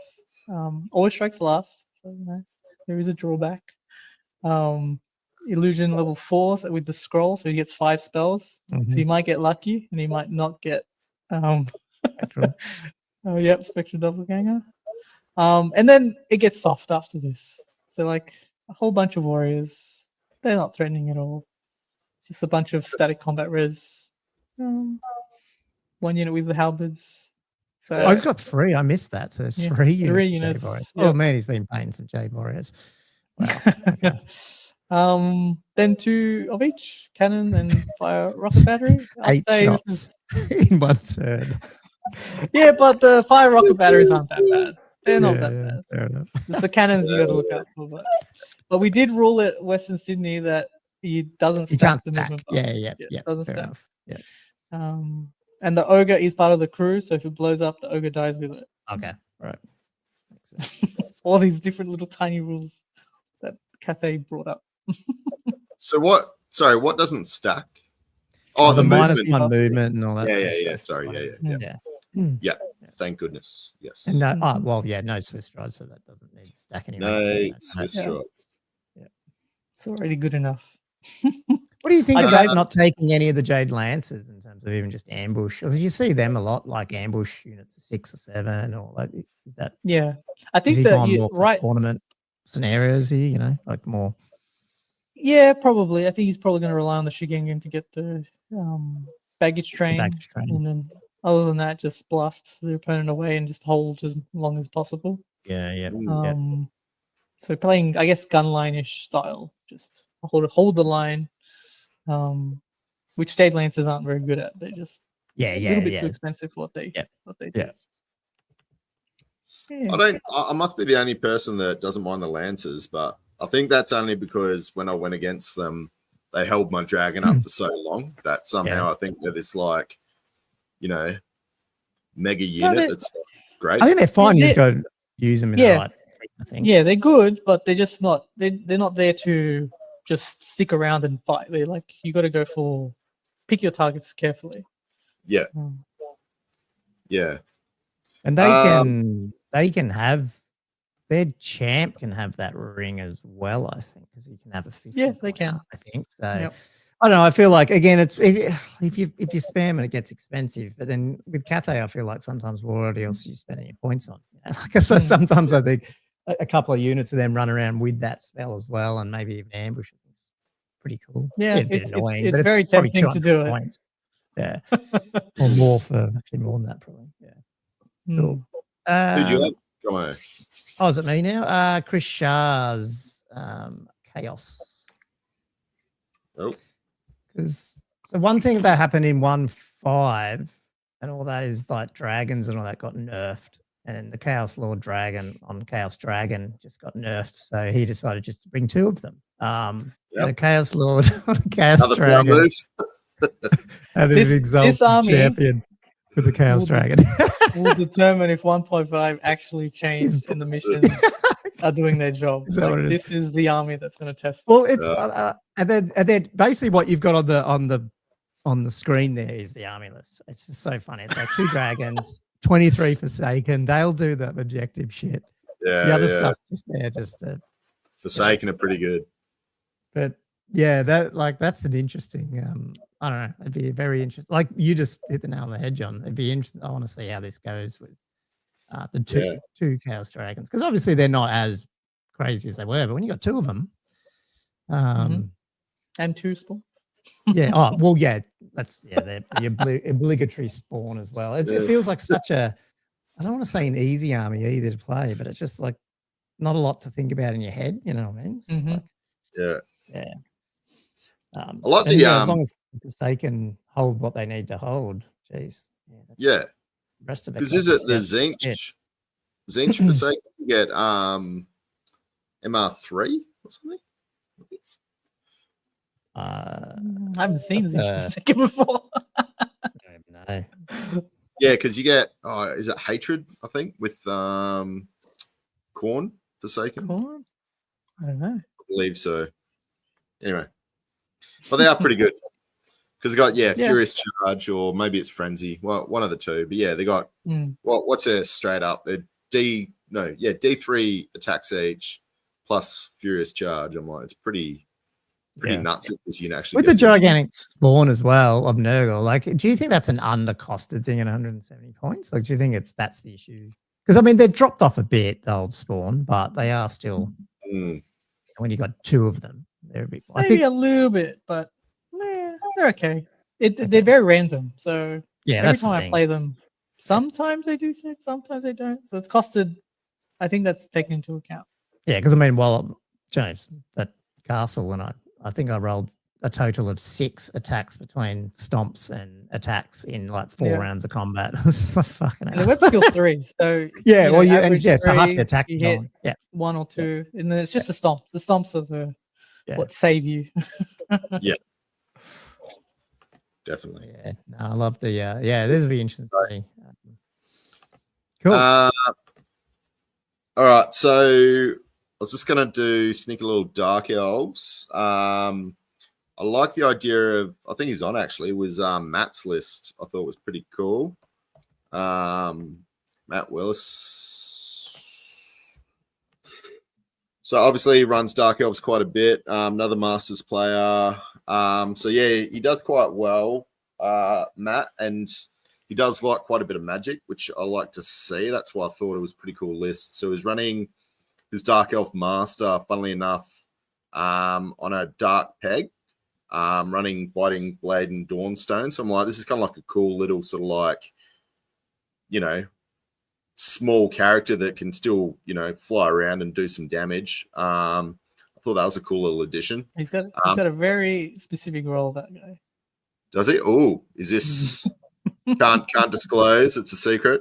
My loyalty to the Dark Elves doesn't allow me. It's too. All right, we'll find out later.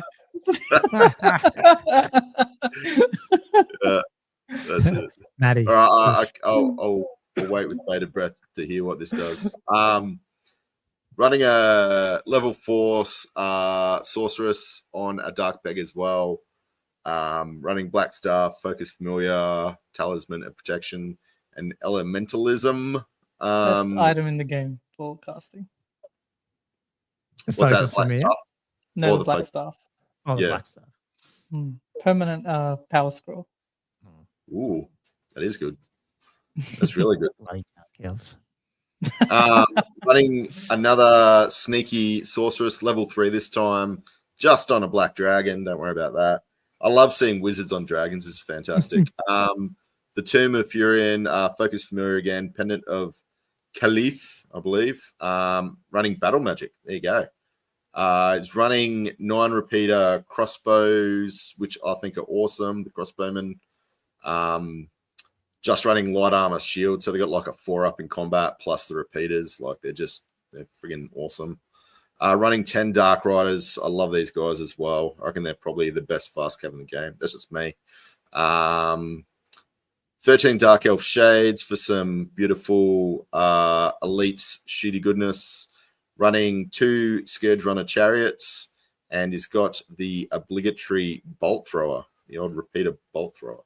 So yeah, I think Matt used to like quite a bit of magical shooting, which he's probably still got a bit of. It's a lot of shooting. Yeah. So yeah, it'll probably just be one of those to like Everything sit back. shoots, doesn't it? Yeah, pretty much. So maybe the the Dark Elf Master doesn't, I think. Yeah, no, he doesn't. That's right. He swapped something. Yeah. Why is going to repeat crossbow? Oh, he does. Oh, no, he does. Yeah, he does have one. Yeah. So yeah, I think he's going to do quite well. He usually does quite well, Matt. So yeah, you'll definitely see him, I reckon, up there. Gold. Have you got any more, John? Or is that all No, I think that's pretty much it. That's good. That's pretty much it. Yeah. Have you got any comment? Any extras? No, all done. That's all it? done with the Oh, actual all factions. done. Yeah. So that was just a snapshot of them. Obviously, there's a lot more lists in there, but yeah. And I think John's already got his pick for who's taking the Tom's winning with his ogres. So, So Tom. we've got Tom. Well, normally I'd say it will be definitely a last Dark week? Elf player, but I'm holding myself back. That's awesome. There's so many good lists in there. It's actually going to be quite. I don't know. It could be anyone's game, couldn't it? Really? Yeah. No, it's great. It's and I feel like it is a like as it's grown, Oldhammer. Obviously, we've gotten more and more competitive, and it has drawn more and more competitive players. That I feel like it's like a training ground, so to speak. There's a lot of but I mean, it's low stakes, but it's still like there's some punch in there. The thing I like about when you hit that 40 player mark, though, like it's I shouldn't say it sucks when you got really good competitive players and it got a tiny tournament. Sort of you get if you're learning, you just get it sucks because you run into these lists that you just can't do anything. When you got a 40 person tournament, I think it works really well because you get to you might play someone really good and learn some stuff, but then there's a lot of other people that are in the middle of the pack as well. So like, and you even see good people there's a lot of good players, and then you'll still see, geez, Andrew, you're a good player, and you still went 0-3 the other day, and then the other time you went 2-1 on a day or something. So like, it's just like, it's also like, I don't know. It's like in one day, people play around with stuff, and doesn't mean sometimes the best list doesn't win, and vice versa. So I think it's a good training ground, as you said. So yeah, as well as that WhatsApp group in general as well. I feel like it's really honing up everyone's skill and elevating it because everyone's part of that conversation. Everyone's learning, and you're just getting better and better and better. Yeah. I need to actually read the chat group more than. But it's a good tournament, I'd say, as well. Like, it's a very good tournament for just to have a social game, be competitive, but not like you just want to be like social competitive, and not even that. Like, you just turn up and just have some games, and I think you could still walk away being like, it was a pretty cool environment. Like, it's not like an absolute curb stomping from every player. Like, it's such a variety of people. Yeah. Well, I think we made that with the previous tournament. We decided to do that spiel at the start of the tournament. Like, look, we want to play competitive, but we don't want to play like bleeding edge, cutthroat sort of style. So Yeah. take backs are perfectly fine. Like it says in the book, it does say it. So just try it, but don't be a dick, but a little bit more, I guess, emphasize that. Yeah, just, I don't know. It's the vibe. What you going? Yeah, it's the vibe. That's right. That's the answer to every question. It's really the vibe. Just chill. I don't think I think you hit it. Like, I think it's the group of people that are starting to go there, and even the, like it is like, even though we've got, like I said, I think, I might not have said at the beginning, I think out of the normal top 20 players from last season, they didn't all go to Masters, obviously, but 7 of them regularly go to that old world, that your tournament there. So like, it's a pretty, it's, you rub shoulders with some pretty good players as well. So yeah, it's cool. Well, I mean, that's well past half time, so that's a good. We did that. That's why we didn't do all 40 of them.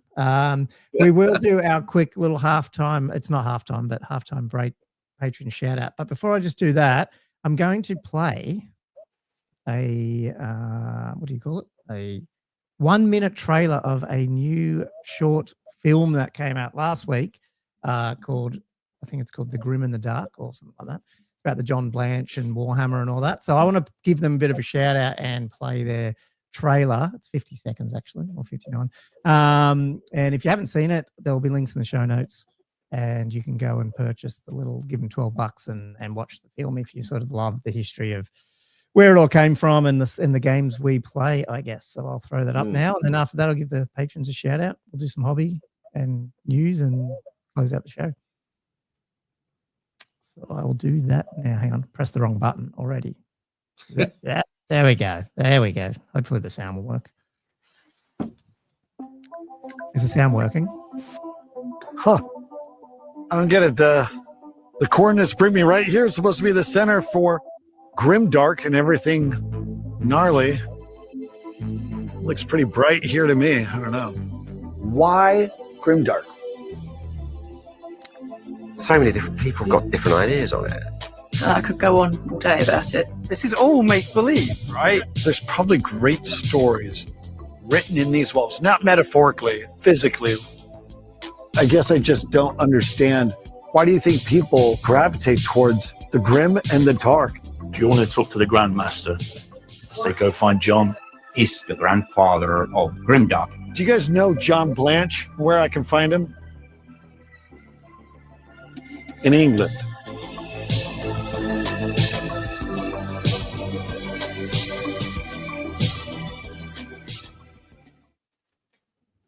There you go. So there we go. Thanks for letting me give them a shout out. I watched it last week over the weekend. It's a pretty cool little history video there, and just chatting with John Blanche and a bunch of the other Games Workshop employees. So if you like that sort of stuff, check it out. I'll leave the note. Yeah, I'll leave the links, although you just saw it there. Cool. Patrons, let's give them a quick shout out to these people. Help us keep the lights on every week. I think we're up to 58 paid patrons and 200 and something all up. So big thank you. Much of the people on these chats are our patrons and keep us honest, keep us humble. They leave us questions every week too. So we've got a few of them. We'll just quickly run through, and John can help us answer some of them. So a big thank you to Western Sydney Wargamers. Is that you that actually did it? Is that you? Is that did you? I gave Michael the poke. Oh, okay, right. Yeah, I wasn't sure.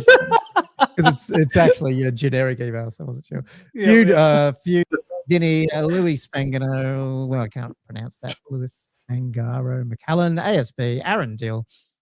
Oh, the Great Bray Shaman. Someone's changed their name. We've got another person changed their name. Love it. King Pash, Tom Pickard, Not Matt, Jess Tools, Adam Lamb, The Orange Juicer, Matty, Firebird7137, Peter Holman, Mark Langley, Matt Hinton, The Old Warrior, Silver Dave, Sporadic Sanity, Mark, Nick, I missed one, Chris Bowler, Drunk Hamanate, Ben Shooter Louie, Benoit, Cam the Dentist, James McKellen, Liam Fallon, Tommy Kublin, Jay McBride. Is Jay still on or is she gone?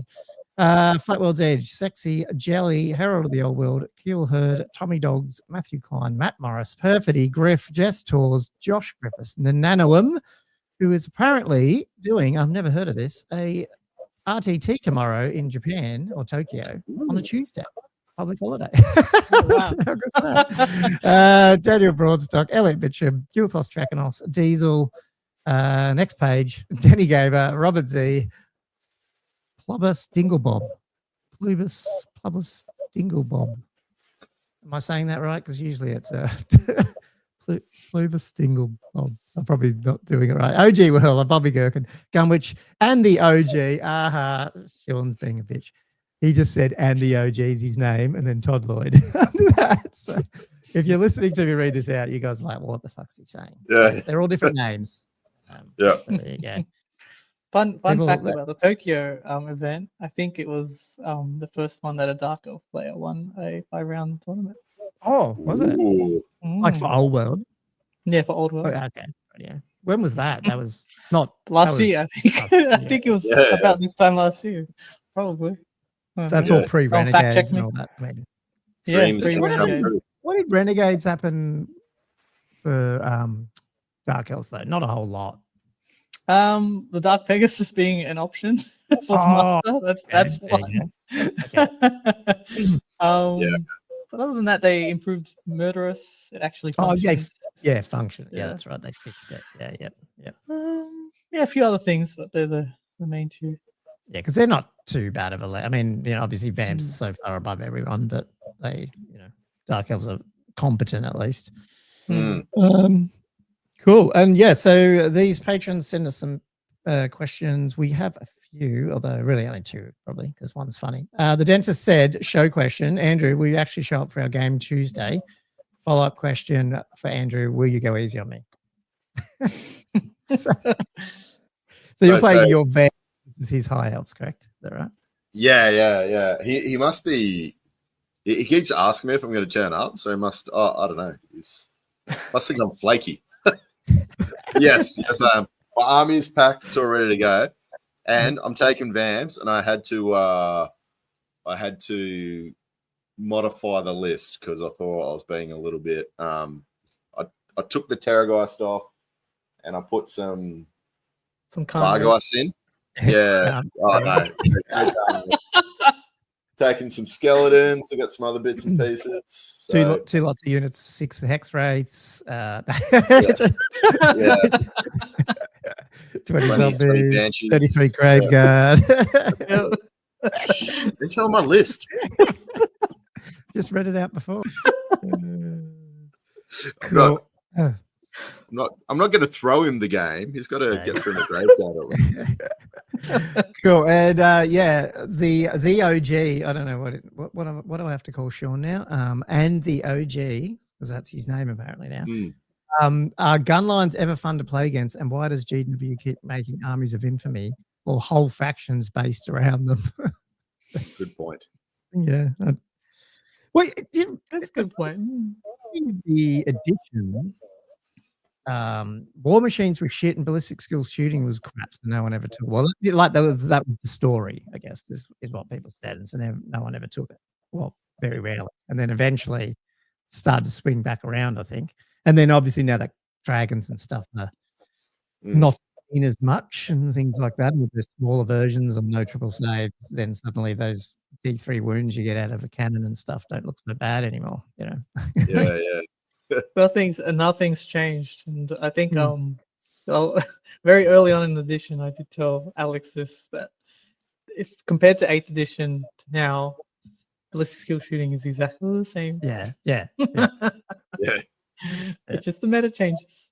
Yeah. You just go through cycles. Yeah. I reckon it's like I've gone against gun lines quite a bit, and I think they're not too bad as long as you don't play dwarves that you're not a gun line and you got to like slowly march up, because everybody else is usually quick enough where you can get across the board. I just find like dwarves are just. Would you rather play a static gun line or one of those annoying dynamic like runaway gun lines that like the Empires? True. Like avoidance list. I would probably put Cathay in that list at the moment. When the old Wood Elves, I suppose. Yeah. They don't do it as well anymore, but yeah. I feel like the static one's probably not too bad. If at least some armies have some play against that now with different magic items or ambush or the scenarios help you because maybe you don't have to get close and you can just You, score you points. just adapt. Like Mm. with Charbel, like he plays dwarfs almost exclusively, and so I play dark elves. So it's like I usually shoot, he Mm. shoots better. So it's like, all right, so I have to engage him. So Yeah. it becomes like, all right, how do I adapt to this? And I don't know, you find little bits of tech. Like one of the most interesting ones that early on you develop is, okay, my dark riders have scout. Let's go Mm. behind that stubborn brick and now charge him, make him win by 1. He's stubborn for Bygo off the board. Mm. Yeah. So like little you find little bits of tech to combat that sort of stuff. But it's fun in that way, you know, using the terrain. I guess if you don't have an answer, if you're just chaos, then you just got to beeline it forward. I guess, but that's the chaos play style. It's very just full send. Mm. That's what, you know. It's written on the front. So yeah, and that's only annoying if you only play the same person, right? Like if you only had one chaos army and they only had dwarves and you didn't know how to adapt and you just kept playing the same game over and over, it might suck. Yeah. But like if you're going to run into that with tournaments, it's probably a little annoying if it's a 3 gamer and one of them's like that. But you know, 5 day, stop saying the wrong word, 5 game, you're probably just going to run into one of them. Hopefully, I don't know. Yeah, I reckon. But yeah, it's fair enough point. I maybe Games Auction, they just don't have many levers to pull sometimes on some of these armies of infamy. I feel like they've always come up with, we need the cav list, or we need the shooty one, or that's yeah. And then Few said, do you think there's enough interest to get a big 5+ man teams event happening in Oz yet, or does it still need more time to build up the player base? Because we had we've had a couple of 3-person team events, and obviously Snake Eyes are seeming to settle in on that. Maybe if they do that again next June. Who asked that? Sorry, Feud. Oh yeah, because I think Matt was asking before as well about a possible teams event for Western Sydney. He said, "Were you ever thinking about one?" Okay, yeah. It's always an option. Like we're playing around a few ideas with what the next one's going to be like. I like the idea of the 3-man team. It sort of sounds doable. I don't think we have the player base to do it. Effectively just be Queensland versus New South Wales versus Victoria, and that's the teams game. Like it wouldn't be within the same state. Like you can do a very small one, maybe. Like it'd be like, all right, Northern Beaches versus Western Sydney. Probably maybe do that, but it'll be a very small tournament. I think the other thing that'll help, what I saw with 9th Age and 8th was when the ETC, when we had, you know, it was obviously every year there was ETC teams formed and stuff because they needed the teams practice, and that was the like impetuousness to get the, you know, team events happening, and then so you could form a team and you'd play against, you know, they would have their teams in there, 1 and 2 teams, and then other people. So it helps that way. But right now we haven't had the player base, or, you know, it's just been too early. Actually, it's probably possible to do within Sydney. Like, what is it? The UK, they had that Home Nations one where it was basically, it was just 4 teams. Yeah. And it was just they each verse each other once, and then you find out who won. That's not too bad. Yeah, it's possible. I think, like I've only done 5-player ones, like a 5-man team. I haven't done the 3 ones, which will be fun. The 3 ones seems like it'll be easier to organize, and you know, 5-1 is fun. So it'll come, but just not. I did one in 8th edition. That was the last one I did. No, I think I did one in 9th. Yeah, it was 9th Age, I think. Because Biv was just.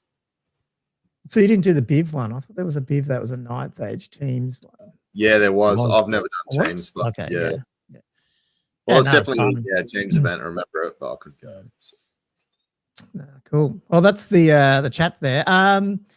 New questions there. If you want to, obviously, if you want to send questions, you're more than welcome. But obviously, if you're a Patreon, you can throw it into our Patreon chat. We just have a reminder every Sunday, I think it is. Quickly before we've got 10-15 minutes if you guys are still around. Just the news. We already talked about the Trademark films. I just showed you the preview there. we touched on this. You guys are playing Renegades Pack 1.5. We are. Is that right? At Spring Fling? Is it the actual 1.5 one, John? Because that just came out. The officially. Renegade, yes. Yeah. We were planning to use the draft already, but Okay. looking at the draft compared to the 1.5 that just came out, there's no difference. Okay. So Awesome. yeah, it's implemented. Okay, so those, for Just those official. who don't know too much about that, Renegades is just Val Hasselfinger / Square-based update to the legacy factions, and they just released officially the 1.5. It's been in beta for a while, like you said, but it's the 1.5 one is out. There was some notes in his list around what he's expecting and hoping maybe to do for 2, so it's worth an interesting read. But just for those who are following that stuff, that came out. And then just a shout out to the WTC Clash of Nations happening this weekend. I'll put these links on the show notes. You can follow along on New Recruit, and I do believe, and if you don't have it, I can put the link up. There is a Discord or something as well that people are going to put some updates on over the weekend. But basically, what have we got? 1, 2, 3, 4, 5, 6, 7, 8, 9, 18 teams. So Germany, Wales, Belgium, USA, Netherlands, Finland, Switzerland, Poland, Denmark, Hungary, Ukraine, Norway, Scotland, France, Italy, Sweden, Spain, England, all playing this weekend with teams of 8. Over in somewhere, Germany. It is. I was gonna, now that you mentioned it, quite a few lists in Oldhammer are WTC lists. Bloody WTC people stealing our lists. That's it. If you want to jump on New Recruit, go through them because there is a lot of lists in there. But the cool thing is, like I said, there's some interesting ones where I just was skimming them the other day where you definitely see the different meta, or at least people going, well, we need to do some stuff different because, sometimes I think a lot of the meta comes out of like England, USA, and it's good to see stuff that. It was so disappointing because no one took Dark Elves in WTC. Wow. Australia is the mecca of Dark Elf players. Well, we need to get that happening next year. Wow, look at that. How come he gets a cog on his thing? Is that because he's an admin? Does it come up there, does it? Oh, what is that little screwdriver thing or whatever, spanner? So. Hope dinner was nice, Josh. Yes, he was out for dinner tonight. I better hide in the closet. Cool, anyway, that were my news shout outs. Did you guys, just before we close out, did you want to do any, have you guys got any hobby to chat about or anything major? Or how much time we got? Jeez. 8 minutes. Give you 8 minutes of hobby. Nah. I've just been assembling just bulk Chaos Warriors.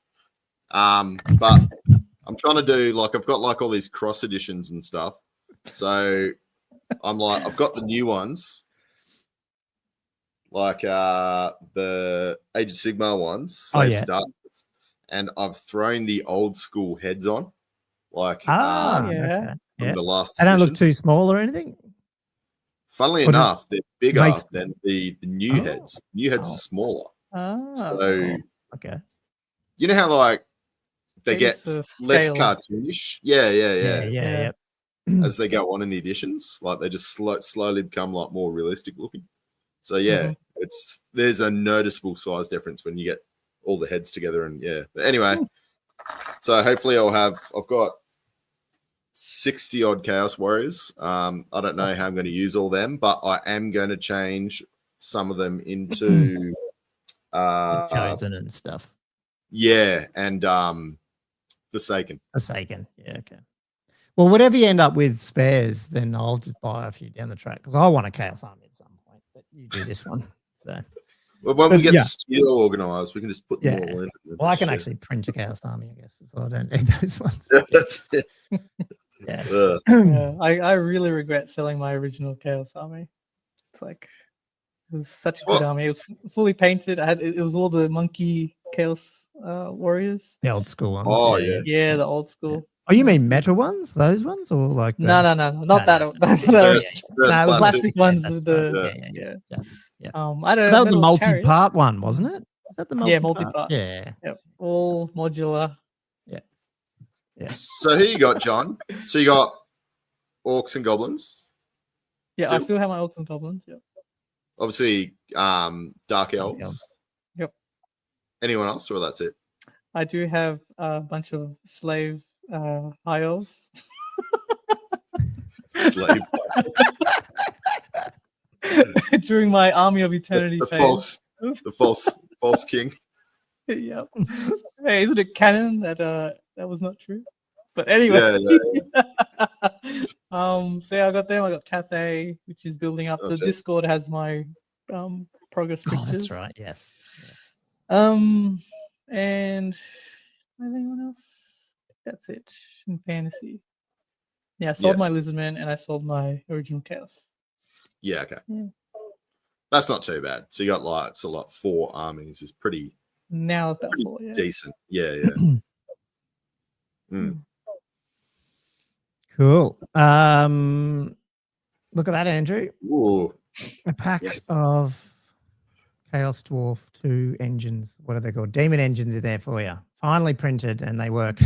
So it's just had some issues. Give us the backstory, Goer. Give everyone the backstory. I don't know. For some reason, this big chunk just didn't print. It's always with my printer. It's a little bit. It's probably just me, but usually I like using a dark resin. I just like dark grey just because I think it looks better, even though you paint it. I don't know. But then over time, I'll buy other stuff and then I'll mix it and I'll get if it gets too light, then that overexpose it. So I've got another setting where I switch to my light setting, like my lighter grey resin, so it doesn't overexpose. And I think what happened is whatever resin I had in there, because then I always mix it back into the old pots and stuff, like the old containers. And I think it must have been like it was sort of halfway between, if you know what I mean. So like when I had it set on my light, it wasn't. It was failing to print. And then I switched up to the dark setting the other day, and then I was like, "Oh fuck, it's printing now." Now it's working. But I had bought a new dark grey resin, started putting more into it. And I was like, "Oh, I bet you it's just fucking that." But I usually go off eye. I'm like, it doesn't look as dark as my dark grey resin, but it must have been dark enough that. And they're very light supports on this thing by default. So I think it's just a combination of that. But now it's all done. They work well. So I think. So did you have to modify the supports in the end? No, I I printed out I built a plate ready to try that with my own supports. But I just went, I'll just do one more at using my dark resin setting, and it worked. I went, fuck it, I'll just do that because it worked. I didn't want to keep fucking around with it because I printed it about 3 times and it just kept failing halfway.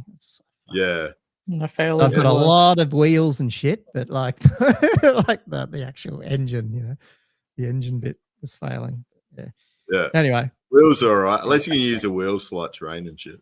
Yeah. So you got some spare wheels and dwarves and shit in there probably.